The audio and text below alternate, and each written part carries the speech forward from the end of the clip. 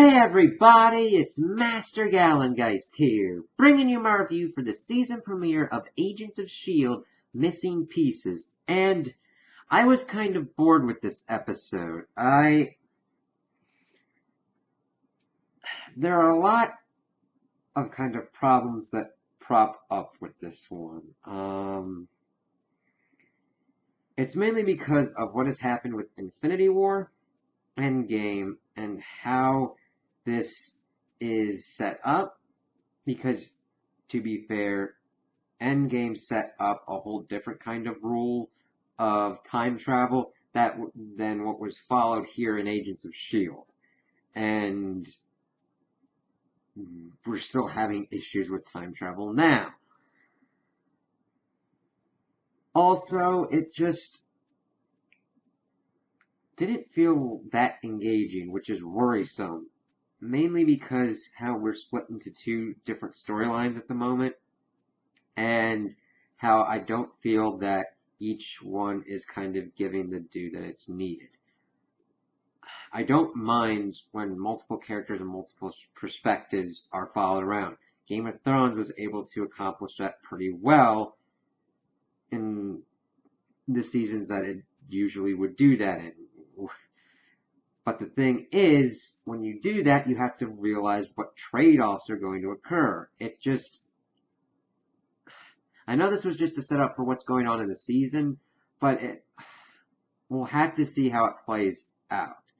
Because if all else fails, I would have rather had the storyline that we were following with Daisy and Simmons being the main storyline than what we've got going on with Mack and his group on Earth.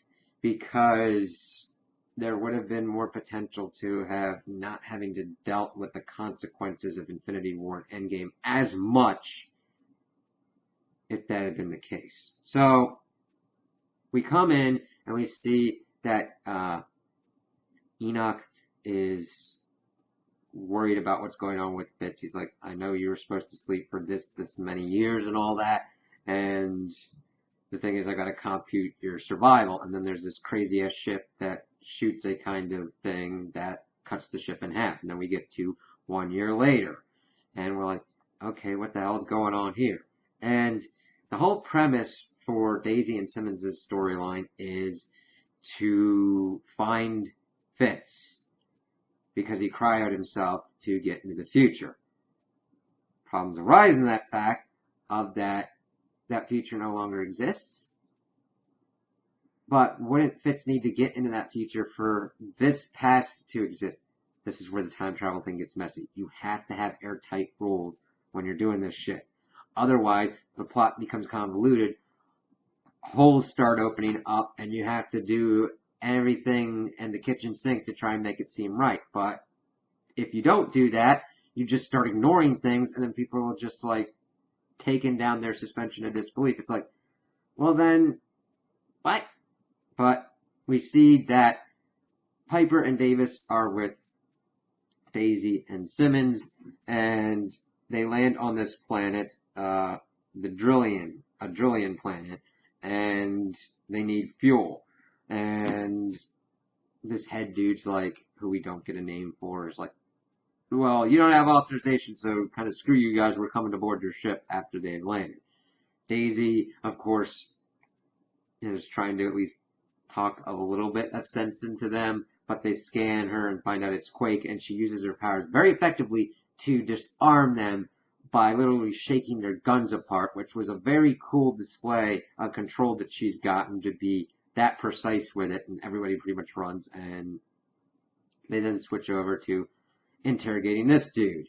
And we find out that the planet's gravity is 68% of what's on the ship, and Simmons is pretty much just trying to be the interrogator because she's gone completely nutso crazy to find Fitz. Now, granted, she hasn't reached insane level territories, but she has definitely gotten a more ruthless edge because she wants to find Fitz. And they need fuel. And he's at first just thinking, okay, fine, fuel, all right, I'll give you that. But they're like, no, we're looking for someone. And they start running into the spiel of what was going on with the ship. They're like, okay, somebody had to trace it. They went through the supply manifest, and they were thinking it could have been with his ship, with his fuel, that the fueling that they'd given to the ship, and that it could have been traced if he'd given that information to someone. He's like, I didn't do that. Whatever. There's no way I did that, but I did get the other half of the ship. And like, oh, you got it here? So we then get our group going on to trundling in, and they find Fitz's cryopod, but Fitz isn't in it. And of course, this leads to the debate of, okay, we're at a dead end now. We should just go home. So Daisy and the rest of them are just like, hey, we need to go home. Evidently, Davis has a kid because that gets brought up during the fight, but I don't really care because I'm like, I don't care about Davis and I don't care about Piper. It's really kind of strange. I mean, you can kind of build up these characters a little bit more. Their dialogue's not horrible, but I just don't care about them. The ones that I care about are the main ones like Daisy, Simmons, Fitz, Mack, Yoyo, May. And I understand that they're trying to bring in these other people to kind of flesh out the cast, but we don't have anything at the moment with them. And they're brought into this kind of scene. It would have just been better if it was just a fight between Daisy and Simmons, but they're trying to tell her, hey, we kind of want to go home, because she had went into the pod and saw this whole thing in there that would lead them to where the pod was manufactured. She's like, hey, we could just go here, because Fitz would have went there to refreeze himself so that way he could still get into the future. And they're like, that's kind of crazy, and that's really, really deep, evidently closer to the galactic core.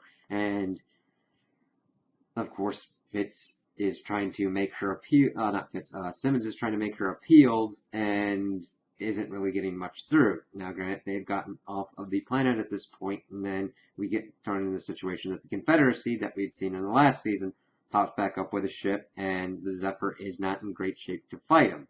So they kind of shut off everything and kind of wait it out, but nothing much happens until they suddenly decide to start shooting around, and they're trying to escape, and we see that they were supposed to plot the course for Earth, but Simmons had already input the other one, and they jumped towards that planet instead. And that's a really dick move on Simmons' part, because, now granted, I understand she wants to find Fitz. It's been a year and all that, but you need supplies, you need tactical data, and there's important information about other parts of the galaxy that you could relay back to S.H.I.E.L.D. for them to be more effective in protecting Earth and its people. So that's where their storyline ends off. The other storyline that we see is Mack being a pretty effective director. Having strike teams, evidently there's this hoo-ha going on. I was like, what's going on? And it's really kind of weird, because this situation happening, if it's a year later, you'd believe this is 2019. The furthest we've gotten into with Endgame is 2023. And you would think that kind of stuff that's happening now, or being kind of supposed to be happening now, would happen more then, because of kind of where the Marvel Universe could be going with like multiverses and everything. But evidently something's going on, and there's incidents popping up. May's in charge of one strike team, Yo-Yo's in charge of another, and there's other ones flying about. And we see that these kids, this incident is starting in Indiana. And we get to a park, we see these kids playing, and suddenly this basketball shatters. Weird kind of things pop up, and a dude walks out of a wall. And his other friend is trying to walk out of the wall as well, get stuck in it, and he's like, sorry about that.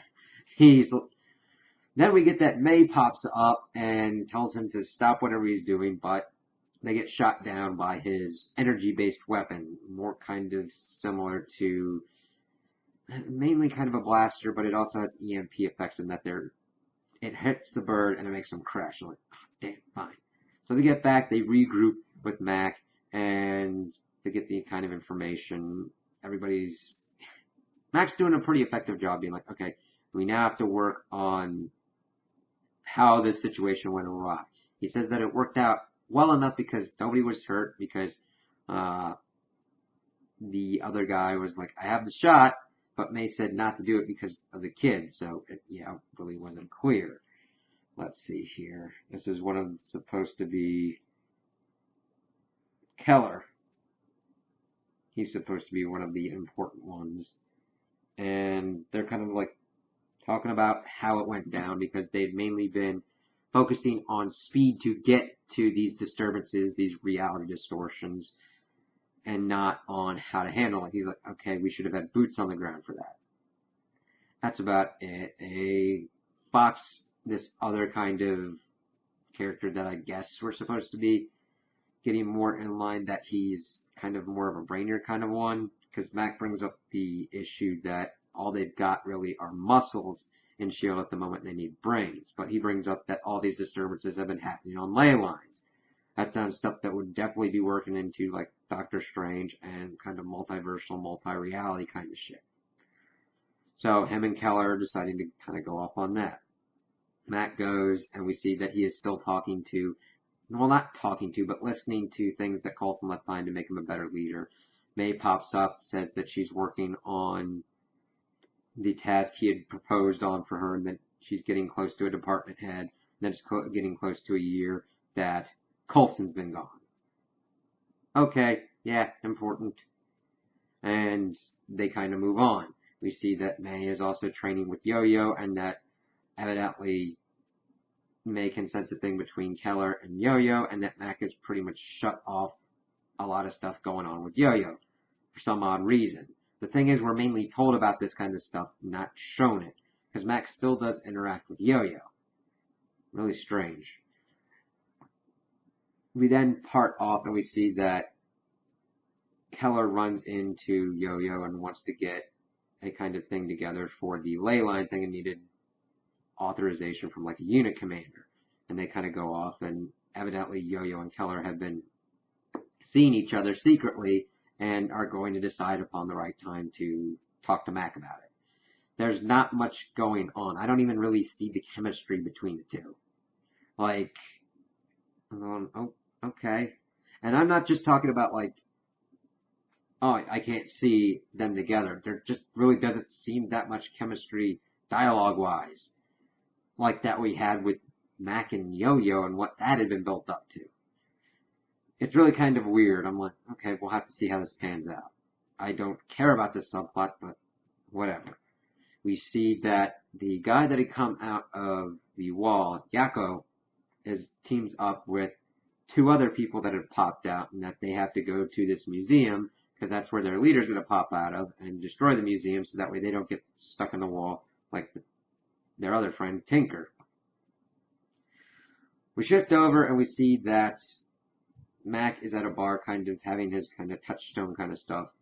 You know, stay within kind of normal society, see how their S.H.I.E.L.D. stuff is affecting everybody. May pops up and says, nah, I'm here on S.H.I.E.L.D. business, and the department heads down that way that I want, but it's on you to get him to say yes. And then we get introduced to Dr. Benson, and he had evidently made this department for science and everything in a university, and they want him to head up and create a new S.H.I.E.L.D. Academy for S.H.I.E.L.D. I'm like, okay, that could be alright. Bring up that he's bad with alcohol, trying to deal with his lover's passing. It's like, okay, cool. But, of course, until that time, he would have to deal with Boogeyman. And they get him in because their other team members are in deep space. And he's like, our two biggest brains are in deep space. Deep space?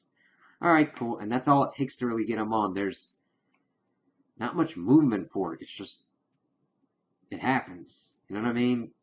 Granted, I understand saying, hey, you could potentially look into stuff in deep space. Yeah, that's kind of cool, but it's not really more than like honing in on almost a convenient way of getting him on the team. Then both of the kind of sides kind of join together. We see that they'd taken the dude in the wall, which was not referenced at all, but they had taken the wall. They're examining it at S.H.I.E.L.D. HQ, and Benson's like looking at it like, oh, okay, what? This is kind of strange. He's concrete. This doesn't really look this is kind of weird. I don't know how to look at this. He's like, hey, you might have like some cybernetics or whatnot. And of course the device drops. Like, oh no, it's not a bomb. But then he grabs him. Let me see, what were they talking about?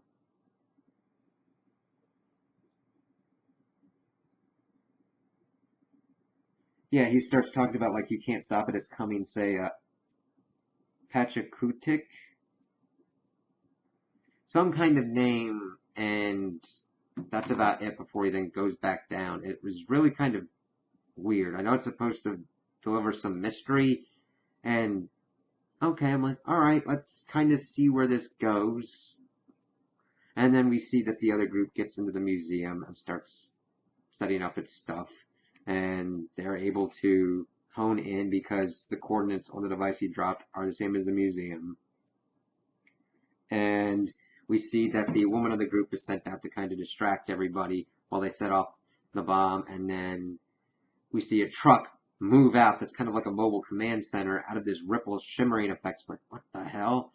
And of course, Fox grabs the woman to kind of keep her to see what's going on here. And we see Coulson pop up, but it's not Coulson, someone that looks like Coulson. He tells Fox to let her go, and he's like, wait a minute, you look just like Coulson of S.H.I.E.L.D. and all that. He's like, I don't ask twice, and then shoots him. He's like, I have no idea what that dude's talking about, as they then go off. Meg was able to see him, and that's kind of where we're left off. I'm intrigued to see what this means, kind of multiversal and everything, to see what's going on here, but again, it comes down to execution, and I'm just like, okay. It's more things are happening, and I'm not really drawn into it. I don't know. I think the whole basic premise of being like, okay, this is set in like 2019, and this doesn't really jive up much with what's been going on in the MCU up in these timelines. It's kind of the problematic thing that pops up when you're trying to make a complete shared world universe like this.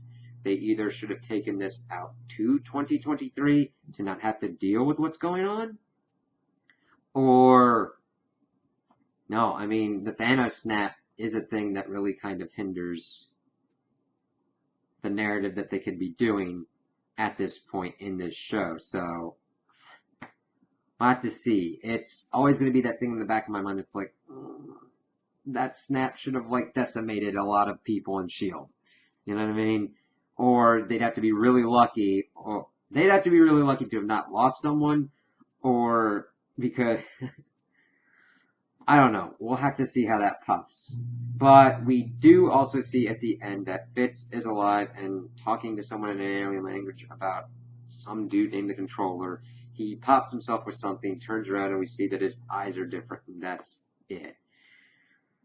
I don't know how to feel about this. It feels like there isn't that much of an overall direction storyline wise, other than we've got two congruent stories popping off at once, but it's going to be hard to see how they intersect.